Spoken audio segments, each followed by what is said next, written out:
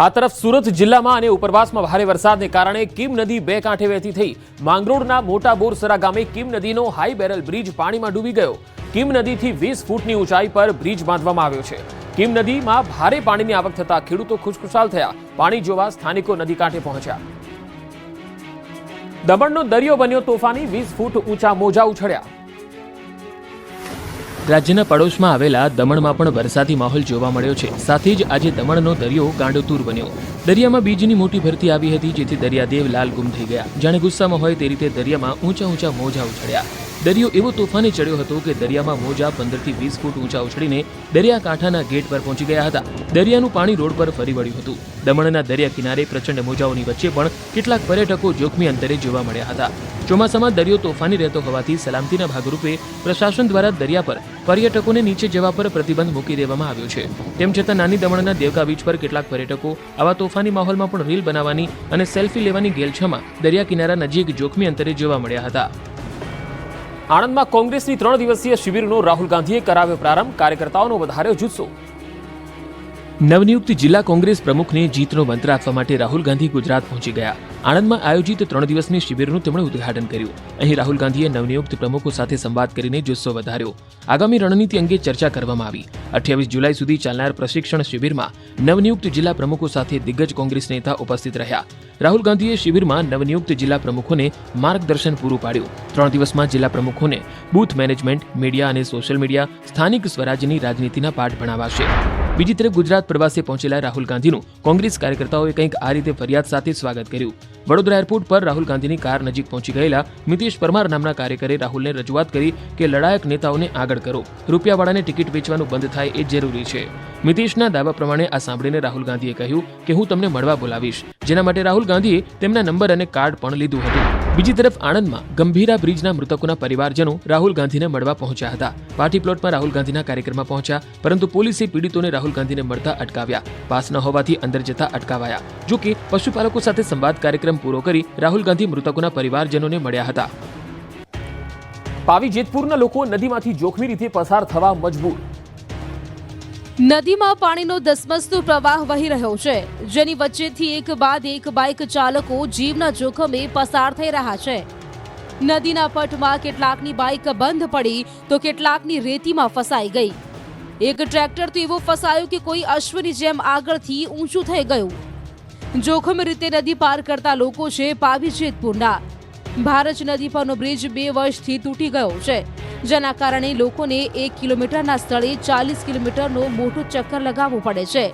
પરિણામે અનેક રાહદારીઓ શોર્ટકટ અપનાવી નદીના ધસમસતા વહેણમાંથી જીવના જોખમે પસાર થઈ રહ્યા છે. કેટલાક લોકો પગપાળા તો કેટલાક બાઇક લઈને પાણીમાં ઉતરી જાય છે. વૈકલ્પિક ડાયવર્ઝન પણ 2 વખત તૂટી ગયું છે, જેથી દરરોજ આ જ રીતે લોકો જીવને જોખમમાં મૂકીને પસાર થાય છે. તેથી સ્થાનિકો યોગ્ય અને કાયમી ઉકેલ કાઢવા માંગ કરી રહ્યા છે. જંબુસરમાં ખાતરની તંગીથી ખેડૂતો પરેશાન. જંબુસરમાં ચોમાસાની શરૂઆત સાથે ખેડૂતોએ વાવેતર તો કરી દીધું, પરંતુ હવે તેઓ ખાતરની અછતનો સામનો કરી રહ્યા છે. આ વિસ્તારના હજારો એકર જમીન માટે ફક્ત 1000 ગુણ જેટલો ખાતરનો સ્ટોક ઉપલબ્ધ હોવાથી ખેડૂતો પરેશાન થઈ રહ્યા છે. દરરોજ ખાતર ડેપો ખાતે લાઈન લગાવે છે. સવારથી કામધંધા મૂકી લાઈનમાં ઊભા રહે છે, પણ જ્યારે વારો આવે ત્યારે જરૂરિયાત મુજબનું ખાતર મળતું નથી. જો કે ધારાસભ્યની રજૂઆત બાદ 2 ગાડીઓ ભરીને ખાતર આવ્યું, જેનું વિતરણ તો શરૂ થયું, પરંતુ જરૂરિયાતની સરખામણીમાં તે ખૂબ જ ઓછું છે. ખેડૂત દીઠ 5 ગુણનું વિતરણ કરવામાં આવી રહ્યું છે. જો સમયસર પૂરતું ખાતર નહીં મળે તો પાક બરબાદ થવાની પૂરી શક્યતા છે. કલોલ અને સાણંદની કંપનીમાં આગથી નાસભાગ મચી. અમદાવાદ નજીકના કલોલના સંતેજમાં ખાનગી કંપનીમાં આગ લાગી હતી. ઓઇલ બેરલ કંપનીમાં આગ લાગતા દોડધામ મચી ગઈ. જોતજોતામાં આગ વિકરાળ બની ગઈ હતી. કાળા ડિબાંગ ધુમાડાના ગોટે ગોટા નીકળવા લાગ્યા. 2 કિલોમીટર સુધી દૂર સુધી ધુમાડા દેખાયા. ફાયરની ટીમે પહોંચી પાણીનો મારો ચલાવ્યો. આગના આ દ્રશ્યો સાણંદના છે. વિરમગામ રોડ પર અંબિકા એસ્ટેટના ગોડાઉનમાં આગ લાગતા અફરાતફરી મચી. તુરંત ફાયર વિભાગને જાણ કરતા ફાયરની ટીમે પહોંચી પાણીનો મારો ચલાવ્યો, પરંતુ આગ વિકરાળ હોવાથી ભંગારના ગોડાઉનમાં તમામ માલ સામાન બળીને ખાખ થયો. થરાદમાં રોડ પર દોડતી કાર ભડકે બળી. રોડ પર પૂરપાટ જતી કાર અચાનક આગનો ગોળો બની ગઈ અને મચી ગઈ નાસભાગ.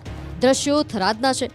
થરાદના વિસ્તારમાં શરણનગર 3 રસ્તા પાસે માર્કેટયાર્ડની પાછળ ઇકો ગાડી બળીને ભસ્મ થઈ ગઈ.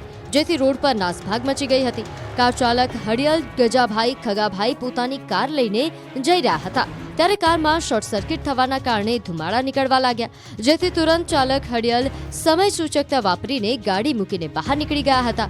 બાદમાં કારમાં આગ ભભૂકી ઉઠી હતી. ક્ષણવારમાં તો આગે વિકરાળ સ્વરૂપ ધારણ કરી લીધું હતું. ધુમાડાના ગોઠે ગોટા નીકળ્યા હતા. આ અંગેની જાણ ફાયર વિભાગને કરવામાં આવી હતી. ફાયરની ટીમ પહોંચે તે પહેલા જ આખી કાર ભસ્મ થઈ ગઈ હતી. આગ લાગવાની જાણ થતાં આસપાસથી લોકો દોડી આવ્યા હતા. ડીસાના રાણપુરમાં પાણીના ઉડ્યા ફુવારા, ખેતરો જળમગ્ન.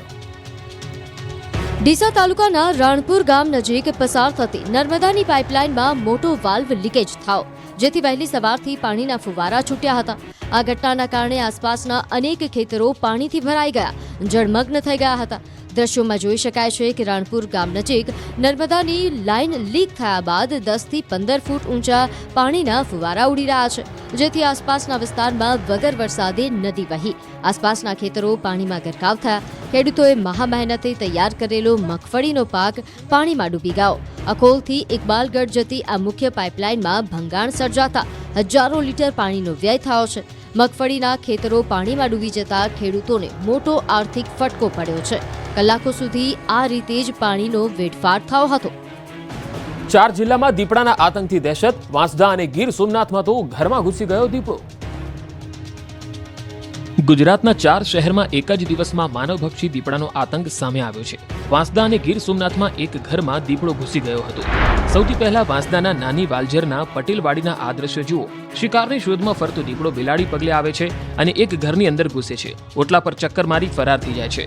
રાતે 12:15 વાગ્યાની આસપાસ દીપડો ઘરના ઓટલા સુધી પહોંચી ગયો હતો. અંદર ઘસઘસાટ સૂતા પરિવારનું નસીબ સારું કે અંદર દીપડો ઘૂસ્યો નહીં તો ઊંઘમાં જ દીપડો હુમલો કરી દેતો. આ ઘટનાની જાણ થતાં વન વિભાગને દીપડાને પકડવાની માંગ કરવામાં આવી. તો વલસાડ જિલ્લામાં વધુ એક વખત રહેણાંક વિસ્તાર નજીક દીપડો દેખાયો. આ વખતે ધરમપુરના રહેણાંક વિસ્તારમાં એક દીપડો રસ્તા પર આંટા મારતો દેખાયો. રણછોડજી નગર મુખ્ય રસ્તા પર લટાર મારતા દીપડાના દ્રશ્યો સીસીટીવી કેમેરામાં કેદ થયા છે. શહેર નજીક દીપડાની હાજરીને કારણે લોકોમાં ભયનો માહોલ છે. બનાવ અંગે વન વિભાગની જાણ કરતા વન વિભાગે પણ પાંજરું ગોઠવી દીપડાને ઝડપી લેવા પ્રયાસો હાથ ધર્યા. તો સુરતના મહુવામાં એક પેટ્રોલ પંપમાં દીપડો ઘૂસી ગયો હતો. મહુવાના તરકાણી ગામે આવેલા પેટ્રોલ પંપ પર દીપડો શિકારની શોધમાં આવી ચડ્યો. આદમખોર આવવાની જાણ થતાં કર્મચારીઓમાં નાસભાગ મચી ગઈ હતી. પંપ પર કામ કરતા કર્મચારી તેમજ વાહન ચાલકોમાં ભય ફેલાયો. તુરંત વન વિભાગને જાણ કરવામાં આવી. આ તરફ ગીર સોમનાથના દૂધપીઠ વિસ્તારમાં એક ઘરમાં દીપડાએ એન્ટ્રી મારી હતી. અચાનક જ દીપડો આવી ચડતા ઘરમાં રહેતા લોકોમાં અફરાતફરી મચી ગઈ હતી. તુરંત વન વિભાગને જાણ કરી હતી. વન વિભાગે મકાનની છત પર પહોંચી નળિયા હટાવી દીપડાને ઇન્જેક્શનથી બેભાન કરી પકડ્યો હતો. મહામહેનતે રેસ્ક્યુ કરતા લોકોએ રાહતનો શ્વાસ લીધો હતો. બનાસ નદીમાં ખૂંખાર મગર દેખાતા ફફડાટ. બનાસકાંઠાના અમીરગઢના જૂની રોહ ગામ નજીક ચેકડેમમાં મગર દેખાતા ફફડાટ ફેલાયો. બનાસ નદી પર બાંધવામાં આવેલ ચેકડેમમાં મગર આવી ચડ્યો. નદીમાં મગર આવવાની જાણ થતાં સ્થાનિક લોકો દોડી આવ્યા. વિડીયો વાયરલ કરીને લોકોને નદી આસપાસ ન જવા અપીલ કરી. આ વિસ્તારમાં બિનજરૂરી અવરજવર ન કરવાની સલાહ આપી. મગરની હાજરીથી આસપાસના વિસ્તારોમાં ભયનો માહોલ ફેલાયો છે.